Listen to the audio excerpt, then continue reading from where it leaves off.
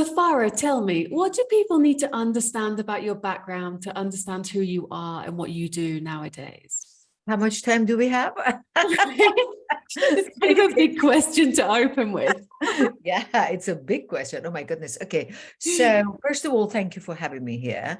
And well, I come from Iran originally, and I left Iran 45 years ago. And it wasn't at all easy to become who I am today in the West, being the Iranian girl, being the dark hair, dark skin, and a thick accent of mine. So tremendous amount of struggle and rocks on my way, if you know what I'm saying. And all of that could have been for anybody else if they didn't have my belief, could have been into their drugs and into their alcohol and everything. And for me, was my working out, my belief in me and my power and my strength, and that it's a lot of work. I'm looking back at 45 years of struggling, suffering, having a good time, having a bad time, falling, failing very many times in life, and learning from all of those falls and failing mechanism, which is on your way no matter what,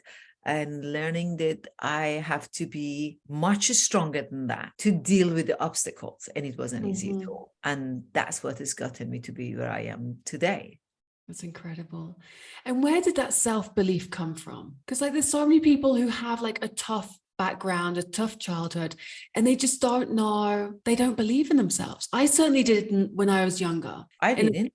So where did yours come from? Let me tell you, I had the worst. Have you heard of imposter syndrome? Yeah.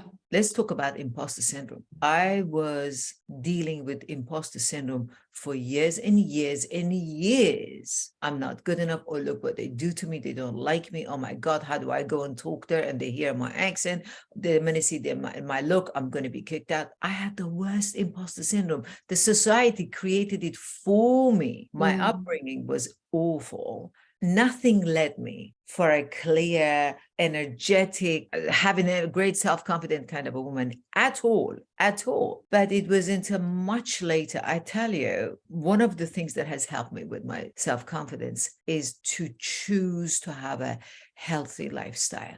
Like when I was a kid, and I mean, when we were in England, I was 20, I had just turned 21 when I went to England from Iran, and I wanted to just be the woman that I want. I was very, very heavy. I was a fat kid altogether, but I was a fat 20-year-old girl or 21-year-old girl in England. And everybody is so skinny and slender. And there's I was like a mountain in there. More reason to have imposter syndrome, you know. Yeah, but everything that I did and I saw there, it just encouraged me more, because my mindset was all the time, stay away from alcohol and drug, because I saw what my father did when he was drinking. I saw what was happening in our upbringing, how much alcohol or even drugs were into the family system. You know, we didn't have much of a drug, but it was just like a fun thing to smoke certain things, you know. But the kids were not allowed. Or I saw my father when he was drunk, it was just like terrible. And all of that got me, and I just said, I will never do that. And then the day my father, at the age of 16, he beat the crap out of me. He hit me on my face, like slapped me. Who's counting? So much that my nose started bleeding, and he wasn't stopping until I screamed. My mom came and saved me from my dad. And he said, I would slap you until you die, you know. So all of that was there for me. And I said, I was 16 or 17 years old. And I said, I will leave Iran. And I must say, this is not what it happens in Iran all the time. It was just my father. Because you get that here in the heart of America, in front of my own eyes, in a tennis court, the guy beat the crap out of his wife, you know.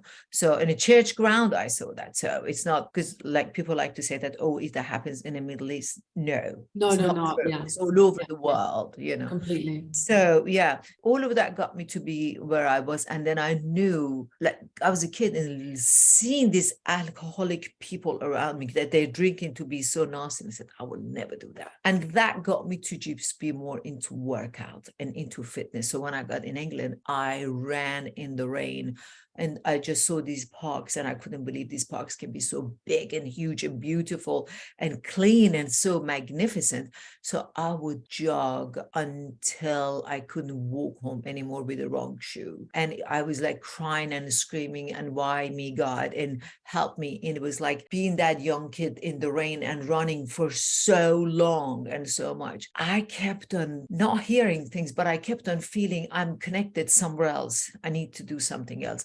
And at the peak of my imposter syndrome, I was still wanted to be connected because I had that mindset. That's what I believe in, having a mindset. And I don't believe in willpower. I have to say it. Sorry for saying that. I totally agree. Can I speak my language? Willpower means bullshit. That doesn't exist. I always talk to my client and I say, like, if you have a hand with four fingers and a thumb, the willpower is probably the middle finger or is your thumb. Okay, you can push as much as you want, but try to pick up something and do everything with one finger. You can't. You need four fingers and a thumb and this part of a hand to give you a hand. That is the mindset. If you have a mindset, everything else can come on your way and you can pick it up. But if you want to rely on your willpower, try to do anything with this one finger. You can't cook, you can't write, you can put your clothes on. That's your willpower, as powerful as a finger. Not happening. It's the mindset. And it was my mindset on me that I want to find me. I want, at the peak of me, I'm not good enough. I just was, well, where am I? What is going on with me? So it was the mindset that I decided to build it in me, even though I fought my own mindset, even though I was just saying, no, you're not worthy. But the mindset kind of, it came over it. And then again, I don't care. I don't matter. Then again, mindset comes, you know, you can fight it. And it was just like this fight over 30 years. You know, what happened for that fight to like be over? Like, what was the final? You know, the thing is, the fight is never over. Yeah, right. But you become stronger, so you can say, oh, this is the fight. I was crying 2 nights ago with my husband, you know, and I was talking to him. But it comes and it goes, but you're stronger and you just say, I know better. You go to your prayers. I very much believe in spirituality. Mm-hmm. I don't believe in religion. Yeah. But I believe, even though I've converted to Christianity in 1997, but I believe in spirituality. And it's just a matter of you being by yourself, praying by yourself. I don't believe going to any temple. Your heart is your temple. Your being is your temple. You know, it's that I am committed. And when I say I'm committed, on the other hand, I said, I don't have any commitment to anything because I am the commitment. And once you become the commitment, no matter what obstacle are on your way, since you are the commitment, you are committed to change the circumstances to your way. Is it easy? No. Is it doable? Perhaps. Will you get the result? 100%. Does it take work? Without a doubt. How long go to work? 24/7. Do you think that's one of the problems in society now, that people aren't willing to do the work, or they're expecting it to be easy? That's why they rely. The shortcut. Yes, that's why they rely, or they go back to the alcohol, or they go to the drugs, or for that matter, they go to food. Look at the society. Look at the size of everybody. I mean, my goodness, are you telling me it's bad to only drink the alcohol, but it's not bad to eat so much that you are the size you are? They are as bad as each other. They get this stimulation in the brain from the very same place in the brain that it says it's time for your heroin, go inject it. It's the time that you have to have the drink and don't stop drinking, and it's the time to go and eat. I've been dealing with people for 32 years in California as their trainer and as their life coach. Addiction is an addiction, is an addiction, is an... I am addicted. 1000%. And I say that proudly. I am addicted to my workout. I am addicted to be physical. And I'm also addicted to be of service. You choose your addiction. Serving people serves my soul. It's not that because I want just to get the money. Serving people serves my soul. That is my addiction. Do you believe in addictive personalities? 100%. So like only like a proportion of society can be addicted to serving, can be addicted. No, baby. Oh, yes, but everybody is addicted. It's a lie. Listen, the person that changes every single Sunday morning, oh my God, I have to be in church, they're addicted to that. Yeah. We take addiction in different ways. There's zillions of women, I've dealt with them, I'm talking out of experience. They are addicted to be pregnant. The Mm. woman was pregnant so many times, one after the other one from different fathers, that she had to have a full-on hysterectomy. Addiction comes in many people that they controlling mentality, controlling personality. They are addicted to be controlling. To be controlling. Yeah. What's behind the control? Fear, not being seen, not being heard, the imposter syndrome. So for that matter, they become controlling. Everybody is addicted to something. Just like we all have two eyes and a nose, addiction is a part of a personality we're all born with. But where you want to lead your addiction and what you want to do with your addiction is the question.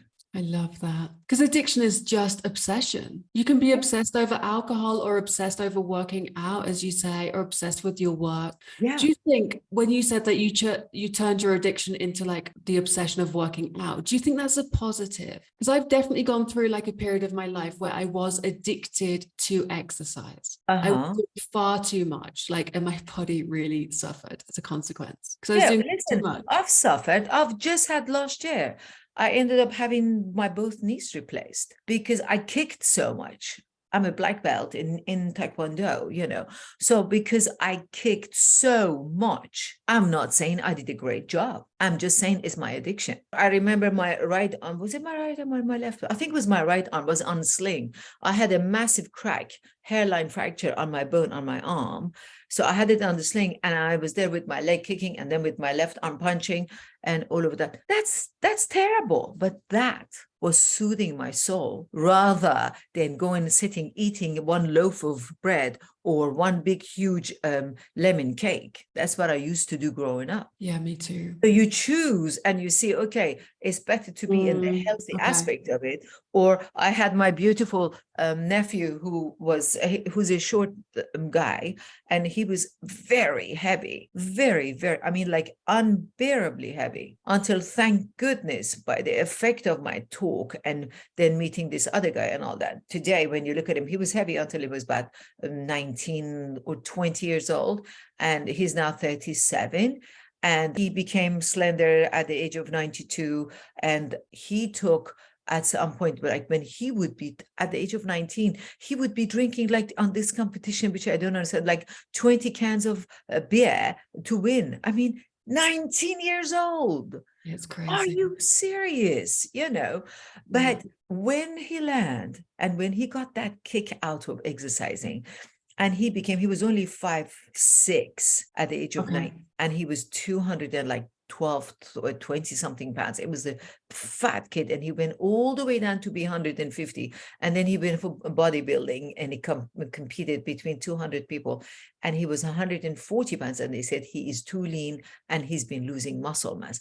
So he became 6 amongst 200 people. And that has been his thing, that no, I will always work out. He's not much heavier. He's only, but tone and beautiful. And he goes, wow, what would addiction do to you if you don't catch yourself? And does everybody have an auntie that I have in life, you know? Once I realize I'm hurting myself with my addiction in my workout, then I lowered it. But it's only maintaining, and I will always work out. Yeah, me too. I can't imagine like a day without moving my body, whether it's running or even like a brisk walk. I just can't. I find it difficult to comprehend that people don't do that. And I never used to do that. I used to be the fat, overweight kid. I never did anything. But now it's so radically different. How do you think quite often people change their addictions for other addictions? Yes, I did. I changed my food addiction to my workout, 100%. But because I was doing such a heavy workout all the time, yes, 2006 probably, I was exhausted by being exhausted by working out so hard. And I always say, but this is my question always, God, okay, God, help me. I need to, it's just like I have conversation with my body.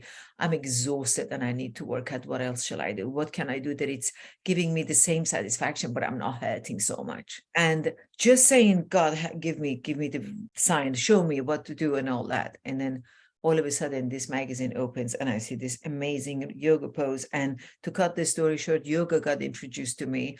And 2005, that was 2005. Yeah. Because that's when I got my black belt. And I said, I need to do something better with my body. And it was amazing how yoga got opened up to me. And all I know, in 2008, I got certified yoga, and I'm a yoga junkie. And when I do the yoga, because of my previous injuries, there are certain things I can't do. So that when it hurts, I've learned to not do it. And Mm. yoga does not, lots of religion, they think yoga is a religion. It's not. Yoga is a cult. It is not.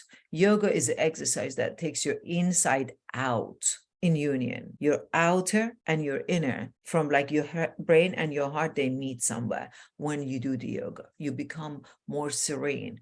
And when I started doing so much yoga, it gave me that more of a determination of there is something better out there for me than allowing imposter syndrome eating me up. And I constantly worked on it, and it's a work in progress, and it's everyday work. Don't think I don't have a day that I deal with it, but I know it's coming in, and I push it away, and I said, okay, let's have a talk. And it's a conversation within on daily basis. Yeah. How did you know to have that conversation with yourself when you were pushing yourself like so hard physically? Mm-hmm. Like so many people just don't have that self-awareness where they can speak to themselves and have that conversation. And as you said, you asked to God, you asked the universe, like what else you could do. Yeah. You I recommend call that self-compassion. So self-compassion. it's like I didn't have any mercy on myself when I was working out. I Mm. mean, I was literally on crutches because I'd done my knee surgery. And I swear to goodness, I was on crutches in the middle of a gym, and I was training people, or I was on crutches and I'm going to the class that they're teaching the kickboxing, and I'm crutches under my arm, and I'm resting my butt on this tall stool, and with my arms I'm going like this and watching the crutches don't fall, and all of that. And when I started having that deep pain in my body, and I said, God, this is total addiction what I'm doing, and it's not Mm. serving me. And I thought, and I cried so hard. I remember I was driving home and I was sobbing and crying coming home, and I just said, God, why no one has any feeling for me? And I thought it was right at that moment I said, oh, because I don't have any sympathy for myself. And I thought, oh, this is called compassion. I'm expecting everybody else to have compassion for me when I don't have it for me. Yeah. And that self-awareness happened then. Mm.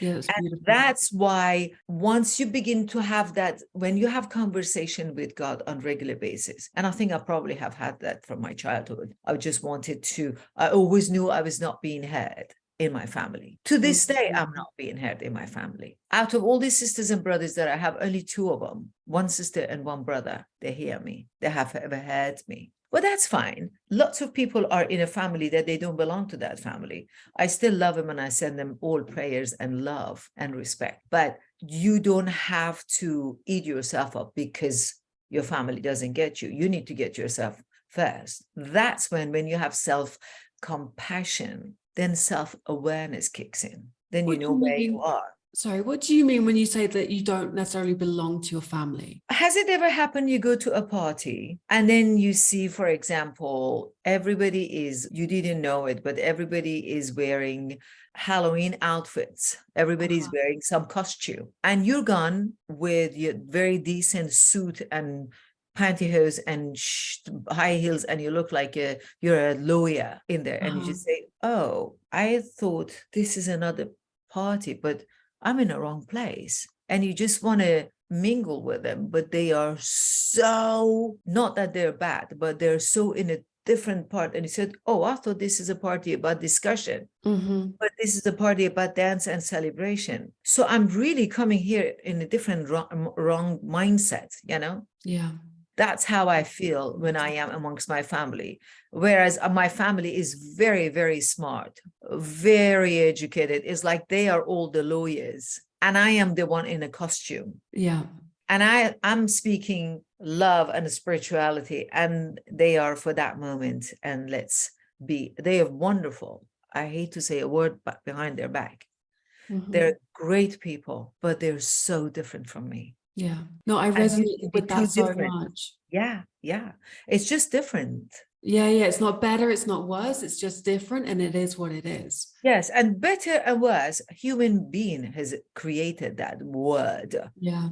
There is a bad, there is a good. There is better, there is worse. Life is, people are, you are, I am. There is no bad or good, you know.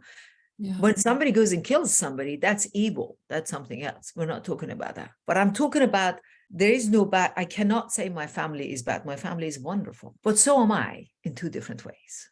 Mm-hmm. It's just different ways. Yeah. And that's how I celebrate them from a distance. I love them from a distance. I respect them from a distance. Only send them my blessings. Yeah. That's That's all. really beautiful. Sure. Like I find it interesting when you talk about the self-compassion. So I think in society, we've got a very mixed opinion as to what self-compassion is. I hear like I have like the two extremes. Like I'm very much of the, or some people take self-compassion as like pouring yourself a bubble bath, getting the glass of wine, treating yourself to the dress you want, whatever it is.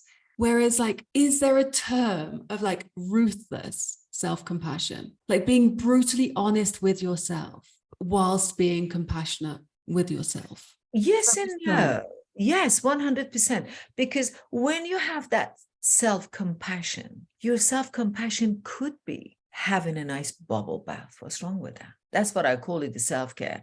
And I always said, I was being asked, what's a self-care? I said, self-care is not your hair color, is not your hair extension, is not your eyelashes, is not your long, incredible, crazy nails. Self-care is you when you are self-care is when you are resonating within you, maybe sitting and having a nice music and a candle and reading a book, or doing a beautiful yoga in the privacy of your home or in the group, or having your bubble bath, or you're having a beautiful time that you are sitting and resonating, everything is in your head and you write it down. A lovely walk. For me, my self-care is when I'm working out, however way I do it. I'm huge on pickleball. When I go to the pickleball court, everything else stays behind pickleball. You can explode the bomb outside the pickleball. Am I going to hear it? Never. I'm not there anymore. That's what I can see. I become one with God. I'm away from me. So when you have compassion for yourself, you become one with your source. That's why all these external things that we do to our head and face and body, self-care is not putting all these implants in your body. You can like it and have it, but that is not a self-care. That's look at me, people, see what I've got. Because I cannot stand myself for who I am and what I have. Self-care is when you eat a better food, when you eat less so you don't burp and have so much indigestion and be so uncomfortable. And when you can't want to walk, you can't go even 10 minutes walk, you die. Your foot hurts. You know, your back hurts because you're so heavy. Self-care, it comes in many different ways. I have a client who's actually a coach, and she goes, it's so funny. I'm a coach and I have a coach. I said, a doctor needs a doctor. A dentist needs a dentist. It doesn't matter because you're a dentist. You can't pull your own teeth out. And everybody needs some. I have two coaches. One is a business coach and one the other coach that I have. We all need to have each other to help each other. And I say, I come there to show your brilliance within you. Because nobody says that. They all say, oh, we're here to show you how better you can be. There's no better or worse. But you have a diamond in you that you don't know how to make it come out and shine. And that's what you need to do. But if you sit and drink alcohol until the day turns into night and night turns into the day, and when you want to go to the bathroom, you fall 5 times. When you smoke and anybody walks by you, not only you stink of it, I am so against smoke. I've never smoked in my life. And or you're addicted to anything that you are addicted and you have to have it. I just have to have it. Oh my God, it's 4 o'clock in the afternoon. Where's my alcohol? Or I have to have 11 o'clock Sunday morning or Saturday morning, whatever the drinks are for the middle of the day. I don't really know the name of them because I don't want them. I don't have them. I've never had them, you know. Yeah. But when you are relying on some outside substance to give you that you think is your happiness, but you're numbing yourself. Completely. You have no self-compassion. You have no self-respect. Where is your respect, people? Completely. That's what I say. When you eat so much that is your size and you have to buy everything else that you wear under your clothes, so it makes you look tighter than you're not. What is it? Spanks and all the rest of it? Yeah. That That is massive hair addiction. enclosure. It's like, yeah, false advertising. I hate that.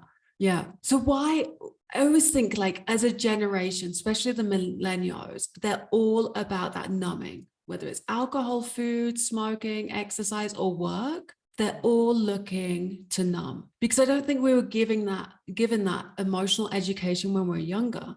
Our parents never, or like in my situation, they never validated feelings. Feelings were not okay to have.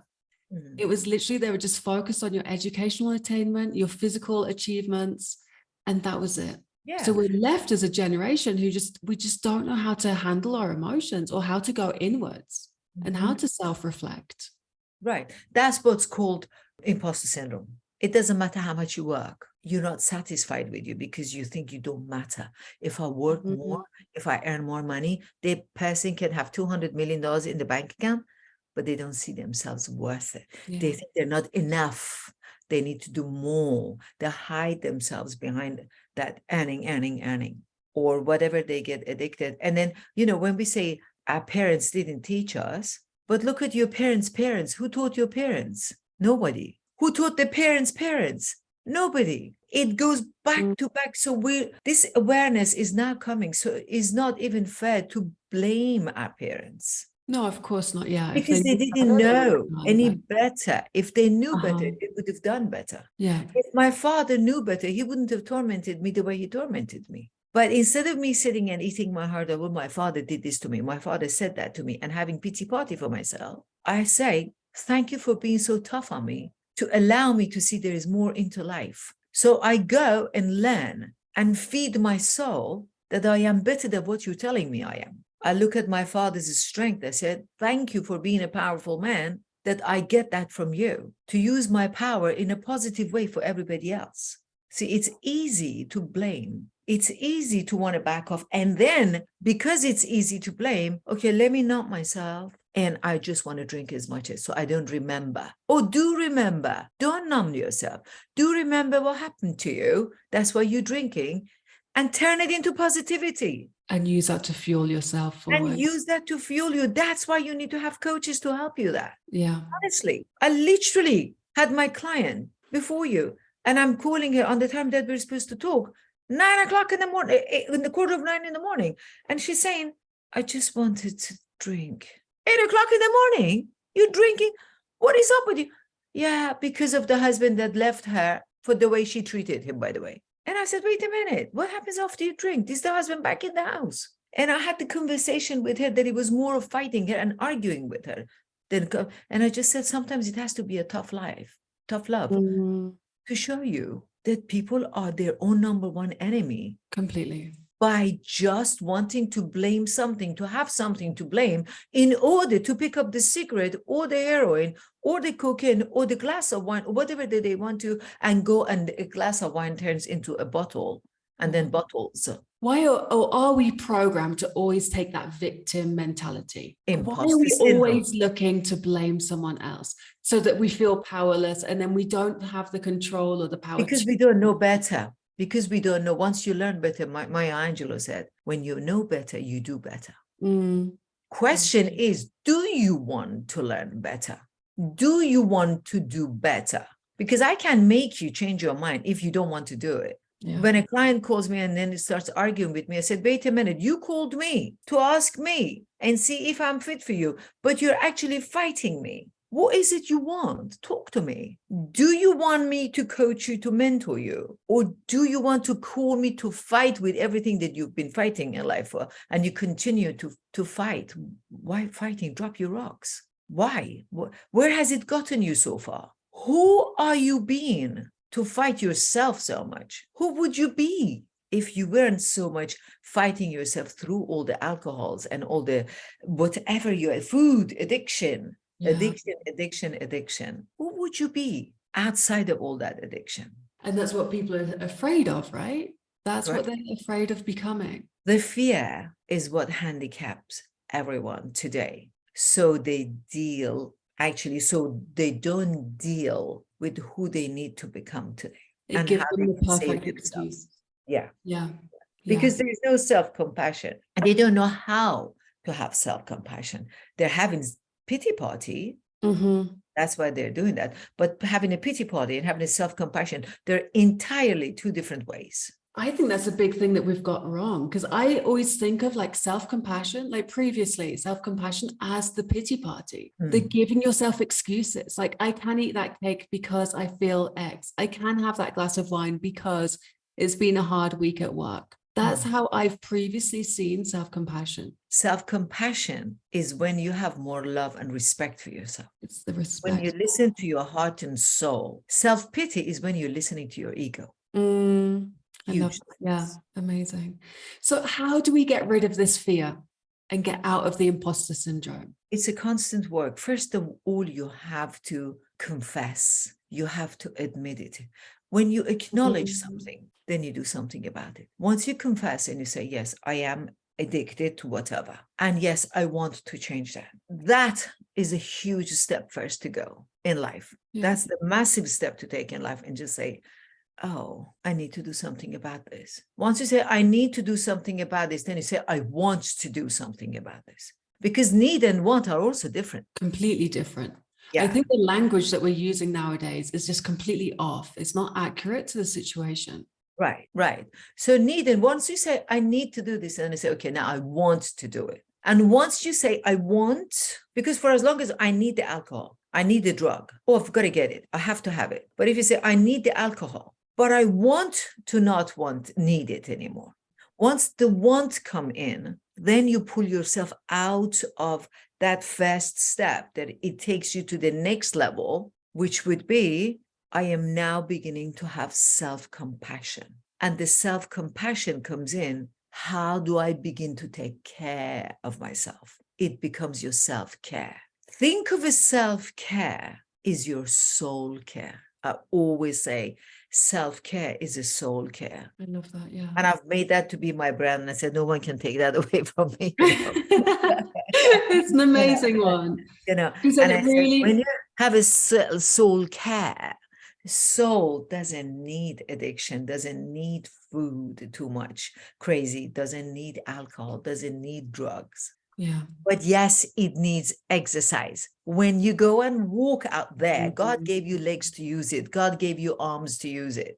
And when you go out there and you exercise your body, you're exercising your mind, you're exercising your soul. That's why when they do the yoga, they said body, mind, soul, or mind, body, soul, the other way around. Doesn't matter. They're all in. And when you do that, you wouldn't recognize yourself from a day before. I don't recognize me today from a month ago. I certainly don't recognize me from 5 years ago when I said, where was that wild woman? I'm still wild.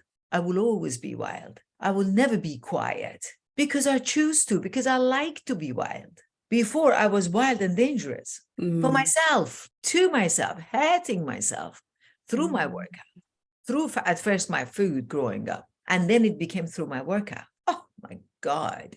But my damage to myself today has made me to become an empath and be more of a loving person for others. So it's all a matter of learning and growing in life, love. But really one needs to first acknowledge it. Yeah, acknowledge it first and then want it. Absolutely. Yeah. Once you acknowledge it, then you do something about it. But for as long as you're in denial, you will never do something about it. Everybody else can tell you, but you need to find out what it is you do wrong in your life.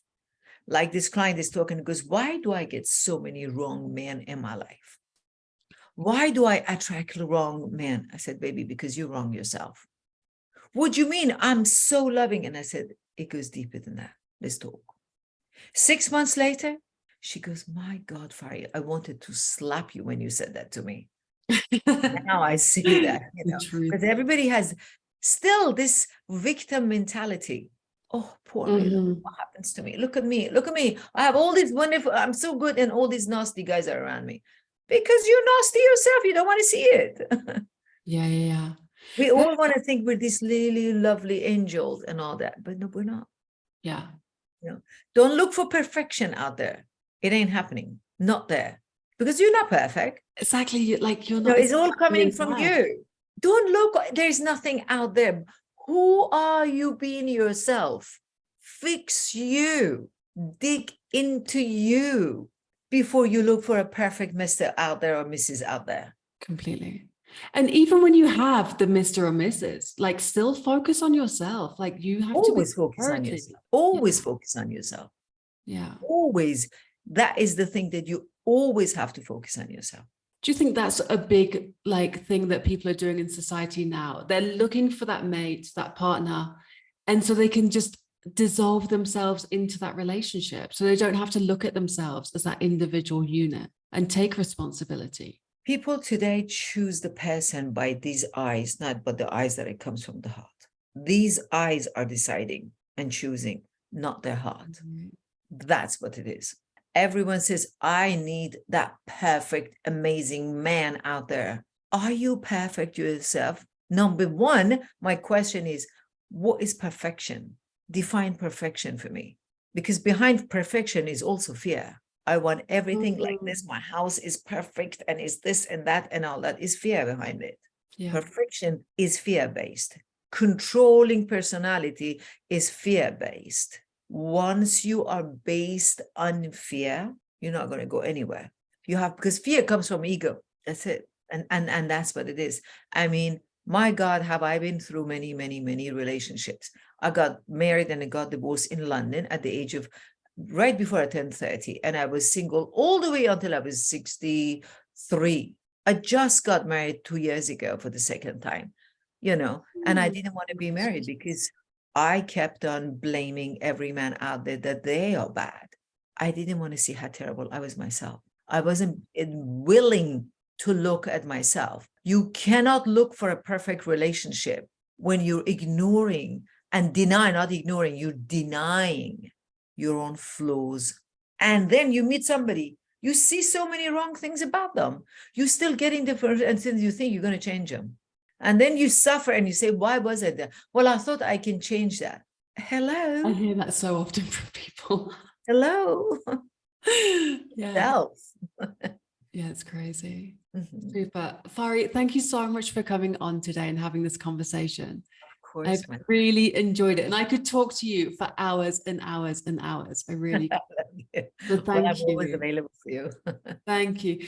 Fari, where can people find you and follow you and get more inside your world? Oh, thank you for asking that. I actually have my website, Fari Transformation, one word, no space, faritransformation.com. And actually, if they go to Fari Transformation, I have a ebook, a freebie for them. And once they see that, then I have a few short, very powerful videos, very short, maybe 2 or 3 minutes videos, and they can see those. And once they see those, then they can get an hour of a complimentary coaching with me, faritransformation.com. Okay, perfect. And we'll put all actually the www.faritransformation.com. I should say that. Yeah, we'll put the link below so people can get to it. So that'd be great. Thank you so much for your wisdom, your inspiration, and your knowledge. Thank you, Mela. It's so Thank you for beautiful. having me. You're so welcome. Thank you.